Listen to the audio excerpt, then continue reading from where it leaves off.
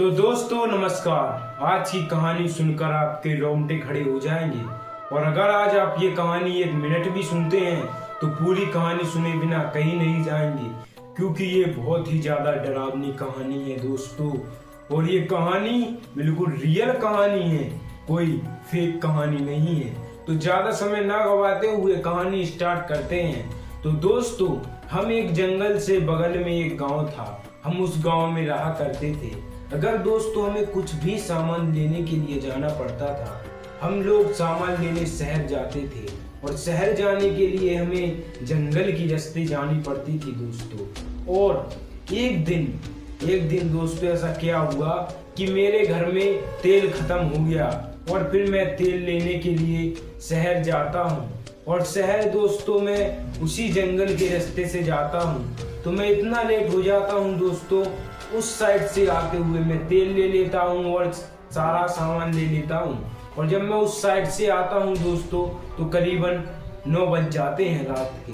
मुझे डर लगने लगा था कि अंधेरा ज्यादा हो चुका है और मुझे जंगल की रास्ते जाना है दोस्तों। और डर तो दोस्तों हर किसी को लगेगा जंगल की रास्ते जब जाएंगे। तो दोस्तों मैं फिर निकल आता हूँ, लेकिन मुझे कुछ महसूस होता है जब मैं रास्ते से पैदल आता हूँ। किसी की हंसने की आवाज आने लगती है तो किसी की रोने की आवाज आने लगती है। मैं उन चीजों पे ना देखते हुए मैं अपना पैदल यात्रा चल रहा हूँ और मैं अपना चलते जा रहा हूँ। और फिर थोड़ी देर बाद दोस्तों मुझे ऐसा लगा कि जैसे कोई मेरे पीछे चलते हुए आ रहा है। और फिर जैसे ही मैंने पीछे मुड़ के देखा तो कोई नहीं था दोस्तों। लेकिन मैंने सोचा कि मेरा भ्रम होगा, फिर भी मैं चलता गया। और थोड़ी देर बाद ऐसा क्या हुआ दोस्तों कि पूरा मौसम खराब हो गया और उसी समय बारिश आने लगी। और बारिश आने लगी दोस्तों तो फिर मैं एक बरये के पेड़ के नीचे खड़ा हो गया।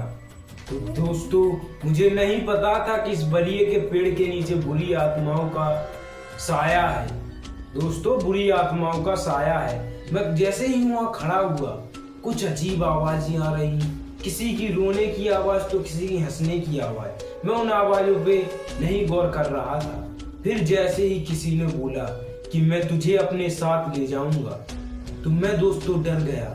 और फिर मैंने सोचा भागने की कोशिश की।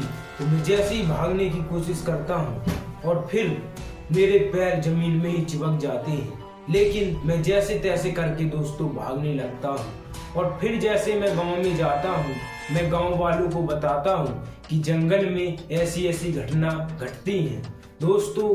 फिर तुम लोगों को क्या बताऊं मैं, जो फिर मैंने गांव वालों को बताया, गांव वालों ने मेरी बातों पे नहीं विश्वास करा। फिर क्या, एक दिन एक छोटा सा लड़का उस जंगल में गया दोस्तों। उस दिन से वो लौट कर नहीं आया। मैं तो बच के आ गया था, लेकिन वो लड़का नहीं आया दोस्तों। फिर हम गांव वालों ने फैसला किया, हम अब शहर में रहने के लिए चलेंगे, ये गांव छोड़ देंगे। और दोस्तों हमारी कहानी यहीं खत्म होती है। जब तक के लिए नमस्कार।